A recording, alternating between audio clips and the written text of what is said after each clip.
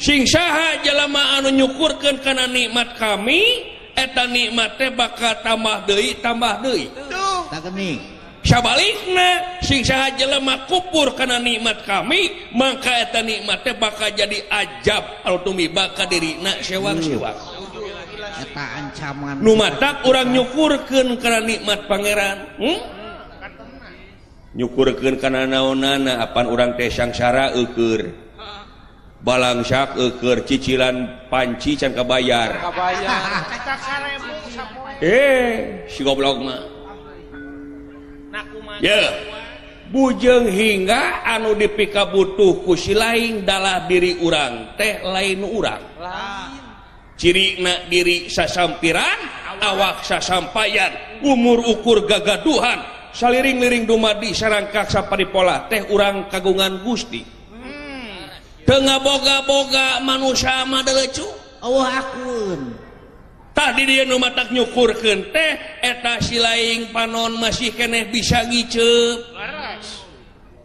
atuh bisa lempang rubahna leungeun irung bisa ngangse jeung ngarenghap eta teh nikmat-nikmat pangeran anu kadang-kadang ku jelema sok dimomorekeun sok diliwat syukurna sok nikmat dileleungit karasana mah engke geus geuring atawa karasana mah geus katabrak beca yang koyot syukurna teh kagiles ku beca nepi ka kudu diamputasi karasana kitu tah nu mata kerjak-jak belejak kieu mah poho kalau gitu teh tunggu diparut catang dirumpak we kaituna teh ngagungun nafsu wae nu mata kudu aya panyangreut dina hate kudu aya talanon les pikeun mecut di mana urang ke leuwih teuing condong kadunya yen urang teh bakal balik kudu inget kadinya sabab naon sabab manusia hiji mangsa bakal pinanggih jeung poe akhir anu nganu ngaharti poe pamungkas raga ditinggalkeun ku nyawa maot pingaraneunana kada aya ukuran hirup katungkul ku pati maot teu apa di mangsa mun datang sok rajin ngerodoho hanteu pilih-pilih mangsa kadang beurang kadang peuting ti heula jeung paneuri duka teh saha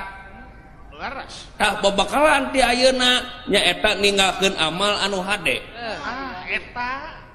mawa amal ninggalkeun ieu teh kecap umum goblok sagala upah oge kabeh geus nyaritakeun di mana maot teh nyaeta mawa amal ninggalkeun mawa ninggalkeun ye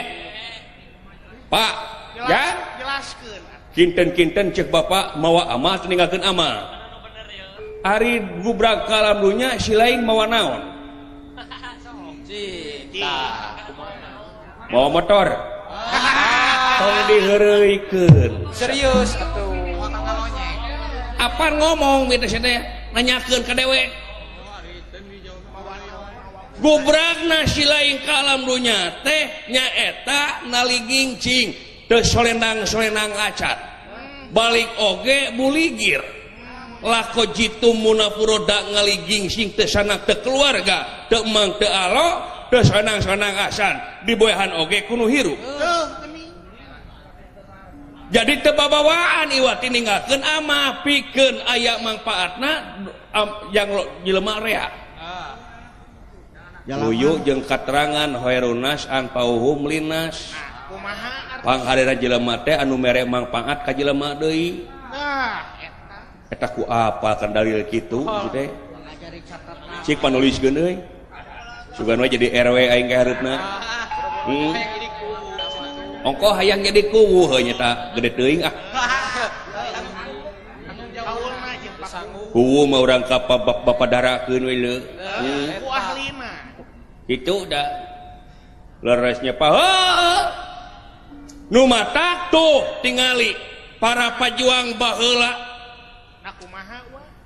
cirina tutunggu nu parentu di luhur kubur tetenger nu ngahempak di taman pahlawan lain tutunggu tempat pamunjungan lain tetenger tempat pamujaan tapi harewos beja ka para nonoman pikeun ngeusi kamerdekaan ku karya-karya anu pinuji karya anu nyata ku karya-karya anu nyata laras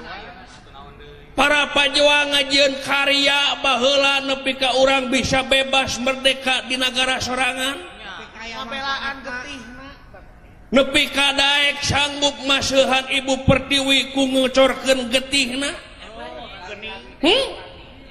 natrat dina sajarah jadi pahlawan kusumah bangsa anu nyengitan nagarana